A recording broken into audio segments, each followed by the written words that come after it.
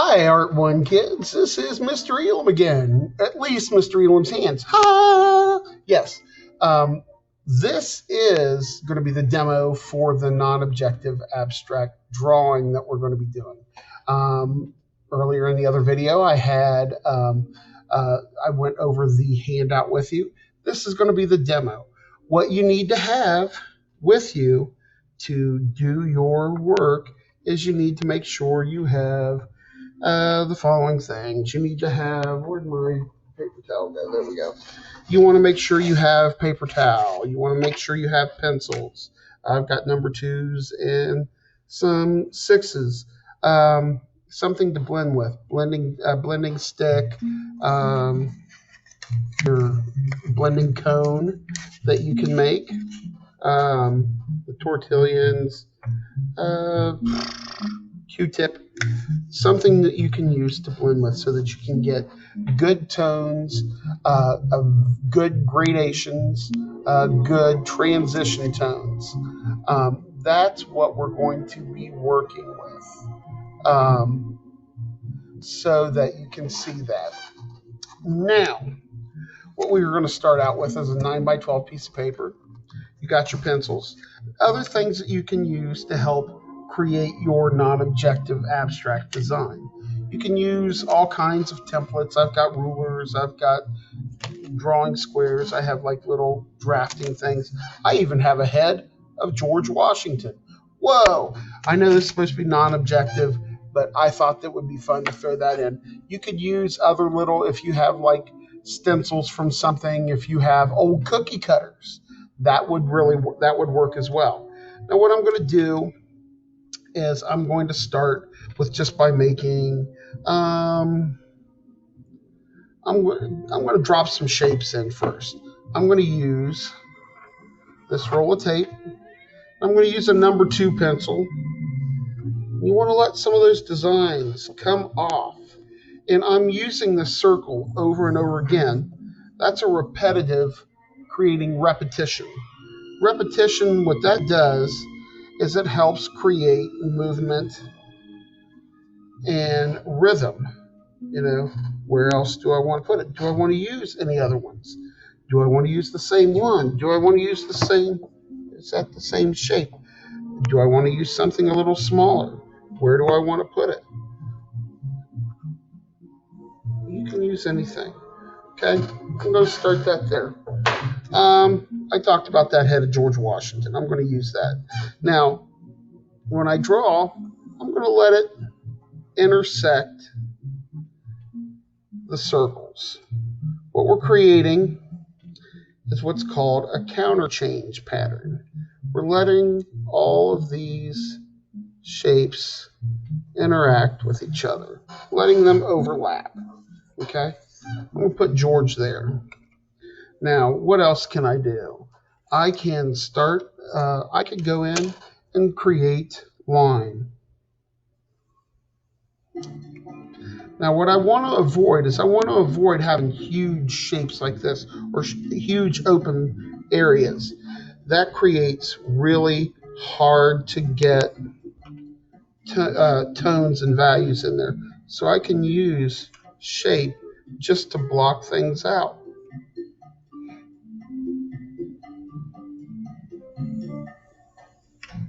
And I'm just making my own shape. Now, I've got a lot of open area here too.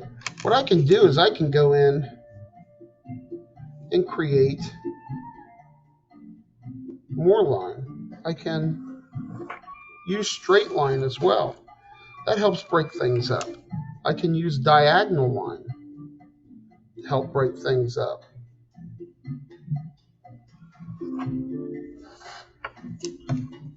Maybe I want to do another diagonal. Now, I don't have to make it go through the whole area either. I could stop it here and bring that out. I can stop it wherever I want to. I can create this however I want to. And I've got some more big areas that I don't like, but I want to go in, I'm going to add a little bit more shape. I'm going to use this template. I'm going to go in and add these ovals in some places.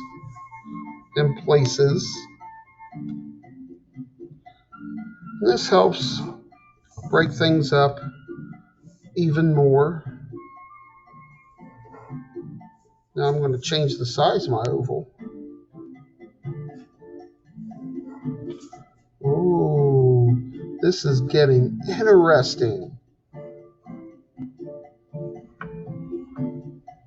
Now, I'm using these ovals to really help create more design. Ooh, I don't know if I like, and down here this is awfully big and empty. That repetition of shape helps your eye follow through. I have all these ovals throughout here, helps create shape. I'm not leaving a lot of areas where they're big and open. I could even use some of the smaller ones if I want to create some emphasis and some change. What I'm also going to do is create another vertical line just to break things up a little bit. Now I'm not going to go over top of that oval. That's going to create its own little shape there. You know, you can do a lot of different things. Okay. I can look and see if there's other open areas that I don't like, and there is, that are a little too big for my taste. I can go in and just create some line. Can let it intersect things. Can do that. This I can change too.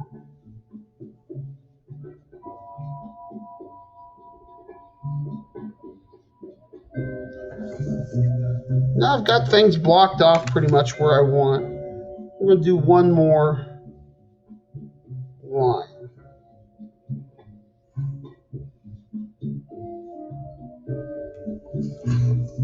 Let it intersect.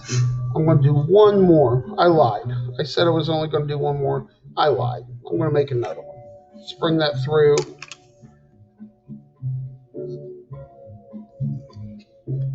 And give a couple more ovals so it'll follow through.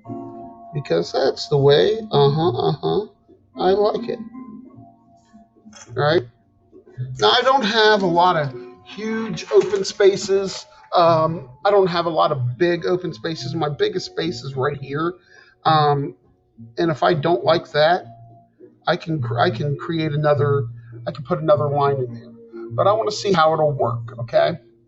What I'm going to do. And that's what the design looks like facing you guys. Okay. That's exactly what we want to do. Now what we want to do is we're going to fill it with tone and shadow and blending. What you want to do is you want to start on one side and work to the other.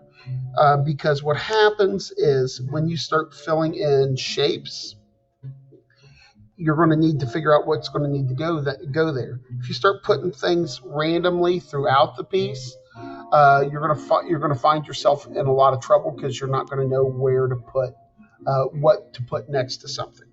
I'm going to go ahead and start up here at the top. I'm going to work my way down, and then I'm going to go over. So I'm going to go in here and go super dark. I'm using an ebony pencil, which is about a 6B, which is a very soft, dark pencil. I can get it super dark by pushing. Now I'm just coloring this one solid color. There's no gradation. There's no blending. No nothing. Just solid black. In some areas you want to have solid black. Now, I'm going to blow that off a little bit. With pencil drawings too, a lot of times what can happen is you can start blending stuff. If you've ever been pencil drawing and you get like that black on your arm, it's from the graphite. If you want to minimize that, take another sheet of paper and just put it over top so you can rest your hand on that and it won't smudge your drawing. Now, with this being black, I'm going to go down to this shape. Do I want it to be black? I could, but it would just blend right into there, so I don't. I want to create more of a pattern. So I could leave that white.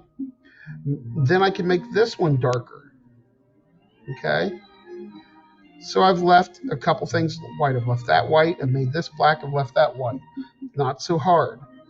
What I'm going to do is I don't want this white to be next to that. Now, I don't have to make it black either because I want it to change a little bit. I want there to be some interest. So what I'm going to do is I'm going to work in some black at the top here. And I'm just going to sort of blend that in. I'm going to start creating a gradation. What I mean by a gradation is I'm going to make this into a lighter tone. I'm going to go from dark to light. You can start to see how that's starting to go. One of the things you want to do is you want to pay attention to your lines. You want to stay in your lines. You want to keep your shading and everything as neat as possible. So I've got that blended. What I want to do is I'm going to use one of my blending sticks here. I'm going to go in and blend. It's going to smooth out that tone.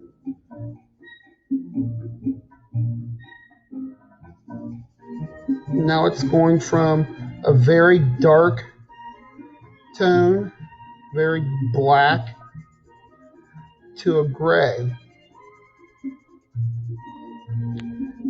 It's not going to white, it's going to gray. Now, I've got this white, white, white, white. Oh, this right here, this is awkward. That's against a white there. What can I do? And this will be against a white. So what do I need to do? What I can do is I can use my blending tools, whether I had a cone, whether I had a Q-tip, whether I have a blending stick. I can go in and draw with that too, because that's already picked up some of that graphite. So I'm just going to create a different tone. So there's a light gray there, and it starts building things up. Now that I know that I've got this gray, I'm going to leave that one white. That seems weird, but I'm going to. Now here, down here, I can choose whether to make these dark or leave these white. I think I'm going to choose to make them dark. For this reason, I want to make that little oval in there dark as well. And again, I'm just trying to be as neat as I possibly can and get that colored in there. So it starts to build that tone up. Now I'm going to make him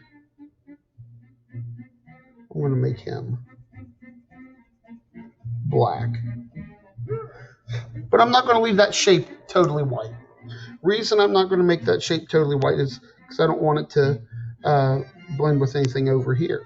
So what I'm going to do, give myself some options.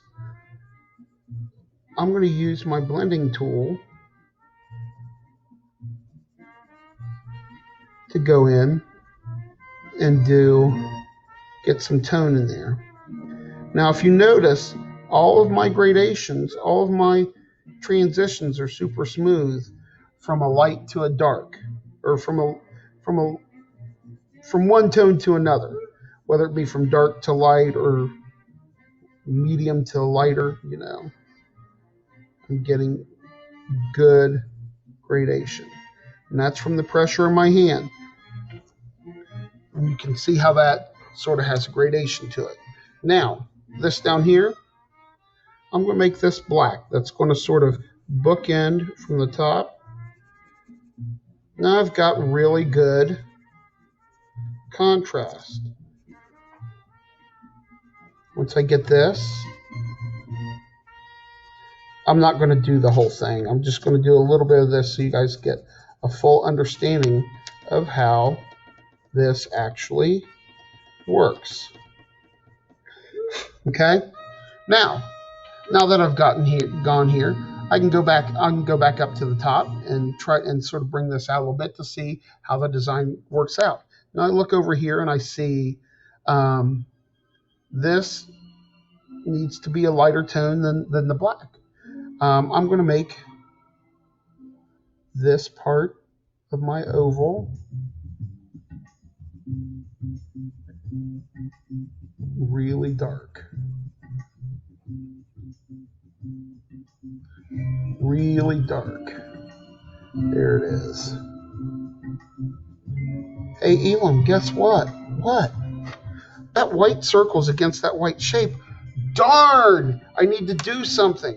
But it can't be black. What could I do? I could go in again and start with a different tone. I could make this a little grayer. Bring this up and sort of blend it out into white up at the top there. So I have a little bit more gradation. Heck, I could even pull a little bit more tone in and make it a little darker and blend it up more. Now it has a little bit of darkness to it, but it's also not blending in with my background here. That sort of really makes this kind of boring. So what I'm going to do is I'm going to add, so it's not just flat, I'm going to add a little bit more tone, sort of blend it out. Now I didn't make it black, I just made it a darker gray and blending it back into the gray. So it has more tone. All right. Now, you need to figure out what to do here. Now, what's nice about the darks is you can, if there's a corner that they're touching, you can have them touch corner to corner. That makes things a lot easier. You want to have some of that good solid black. When you look at your finished design, you should see a good representation of white and dark. It doesn't have to be all white. It doesn't have to be, it should have an overall appeal one way or the other.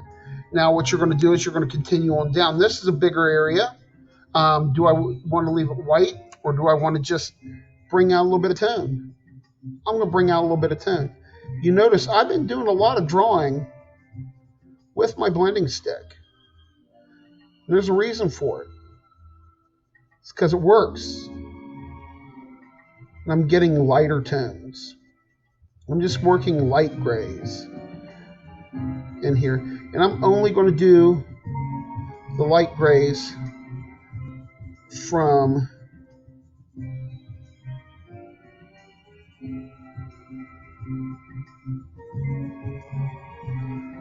the ovals here. And blend that out so it has a really cool look. I can even get like a little bit darker in through here if I really want. Can push a little tone in.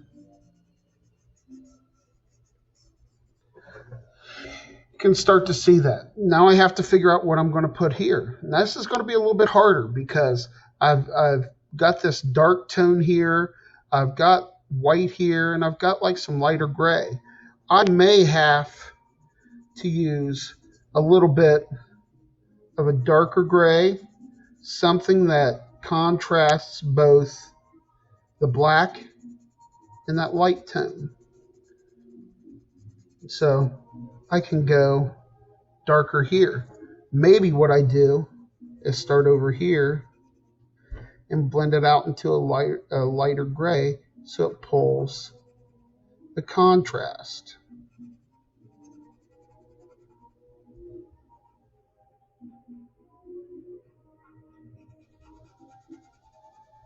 Got this going on, man. Some of you people may think this is boring. I find this super fun. If you let yourself have fun with this, and really pay attention what you're doing, you can be super successful at this. And what's nice about this is you don't have to worry about it looking like something. You don't have to worry about if you're doing the drawing right, because you're just dealing with shape and line.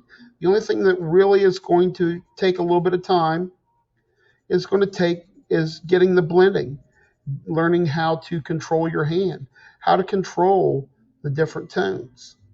That's going to be a big thing.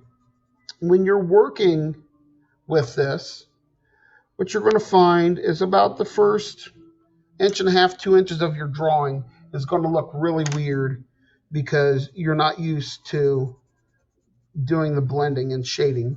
By the time you get it right about here, you're going to look like a pro. Okay? So don't worry about it. Don't stress about it. It will work itself out.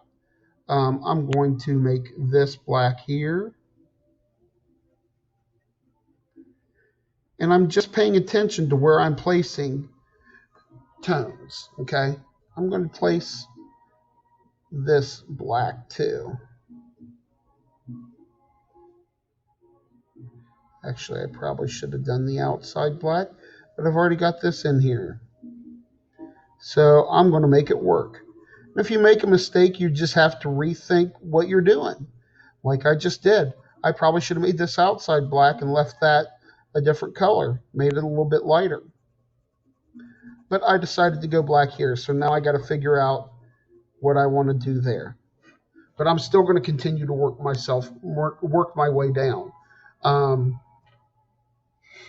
you can start to see how this is working, okay? I'm not going to go through anymore.